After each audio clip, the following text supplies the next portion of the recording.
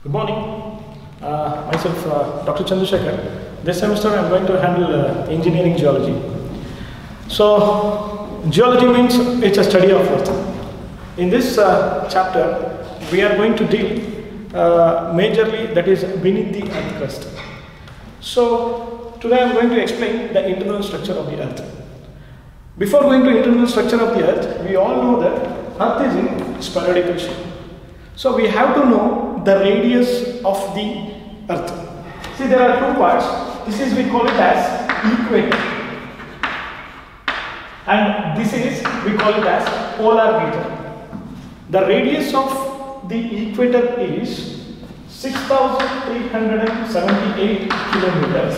Similarly, the radius of the polar region is 6,357 kilometers. And this Earth is completely surrounded by gaseous material, that is, we call it as the atmosphere.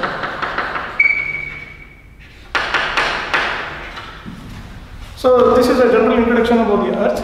So now I am going to explain about the internal structure of the Earth.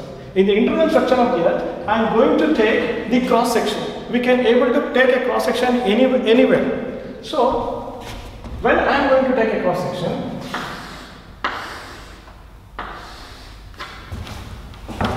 again this internal structure of the Earth has been subdivided into three categories. Which is the three categories? One is crust, one is mantle, and another one is core. Crust, mantle and core. Again this crust has been subdivided into two categories, that is continental crust and oceanic crust. This crust is also called as the lithosphere. The continental crust is which has been the present of the litho. Litho is nothing but the presence of the landmass. The landmass we call it as the continental crust, and the part which has been present by the water which has been called as the oceanic crust. The continental crust, the composition of the continental crust is cyan. Cyan means the composition that is present in the lithosphere, that is in the crust, is silica and alumina, whereas in the oceanic the presence is cyma.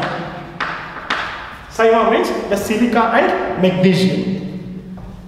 The distance between the crust to mantle is that covers of around 30 to 60 kilometers in depth. See, we can able to see there are two discontinuous parts. That is, after crust there is a mantle, after mantle there is a core. This discontinuous process, which is being called as the Mohorovicic discontinuity.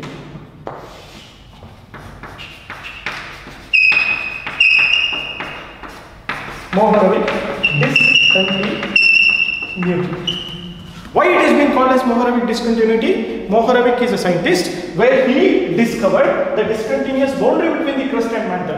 Why it has been discovered? See, whatever we are explaining, that is internal structure of the Earth, that is mainly based on the indirect evidence. What is that indirect evidence? Like indirect evidence in the sense, that is, we call it as the seismological evidence. Based on the seismological evidence itself, we can able to tell which has been crust, mantle or core. So in the crust part, it has been divided into continental crust and the oceanic crust, where it has been able to see. So far in the continental, 11.2 kilometers has been mined, that is titanium ore which has been mined, that is in China. And in the oceanic, because due to the trench, that is Mariana Trench, 11.2 kilometers which has been opened up, which has been exposed.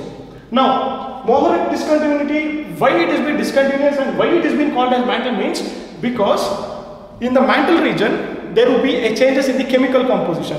We are able to see silica, alumina, where in this part we can able to see in the elements the presence of oxygen, silica, alumina and sodium.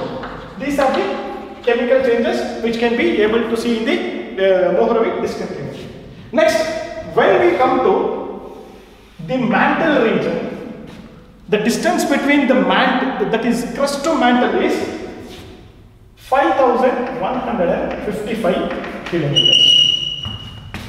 And the distance between crust to core is, that is 6370 kilometers.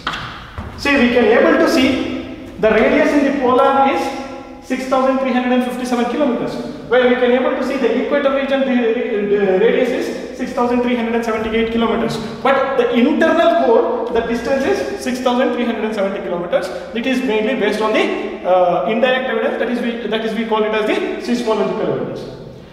In this mantle, again there is a discontinuous boundary. That discontinuous boundary is called as Gutenberg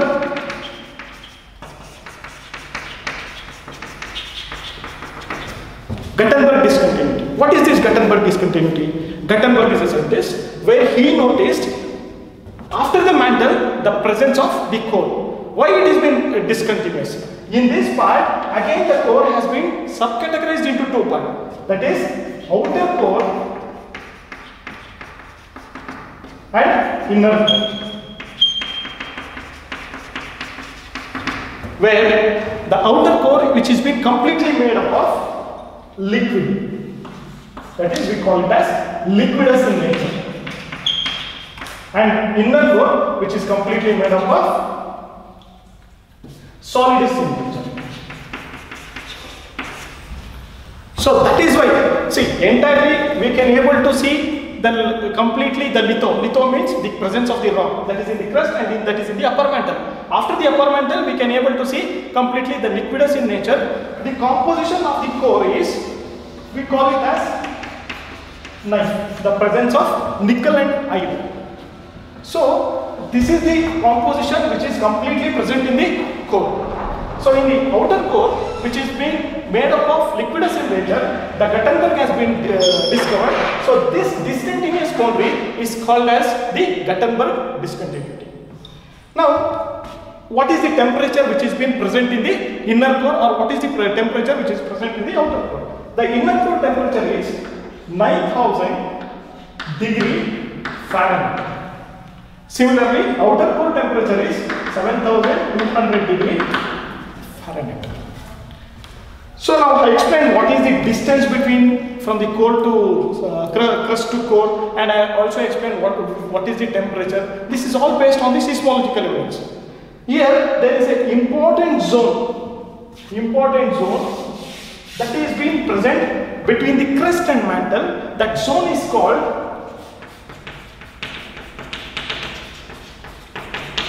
asthenosphere. Why it has been important? The asthenosphere zone represents between 55 kilometers to 100 kilometers. See, this important zone that is in the asthenosphere, which is of 55 to 100 kilometers, where the movement of plates takes place. This is the evidence of any earthquakes or any tremors happens. This is the evidence where it is being situated, that is 55 kilometers to 100 kilometers, where the tectonic plate moves in this part. Okay, so again, if we call what is the internal structure of the earth, again this internal structure of the earth has been subcategorized into three parts, which is the crust, core and mantle. Again, the crust has been subcategorized into two parts, which is the two parts, that is continental crust and the oceanic crust. Again, what is the continental crust composition which has been made up of? Cyan, that is silica and alumina. And what is the composition of oceanic crust which has been made up of? That is SiMa, silica and magnesium. After the mantle, again this mantle has been categorized into upper mantle and lower mantle. This is called as the upper mantle. Why it is been called as upper mantle? Because due to the attached with the lithosphere, where the asthenosphere zone which has been present, and it has been called as the lower mantle. After the lower mantle, we can able to see the core. Again, this core has been subcategorized into two parts, that is liquidus core and the solidus core. This liquidus core, which has been composed of knife, that is nickel and iron. If anyone asks the question, what is the major element which is being present in the crust? The major element which is present in the crust is silica. If we consider what is the amount of the percentage of the silica, that is 27%. If anyone asks which is the major element which is present in the earth, the major element which is present in the earth is iron, that is the 45%. So that is in the inner core or in the outer core, the presence of the nickel and iron. So this is the composition. Okay, thank you.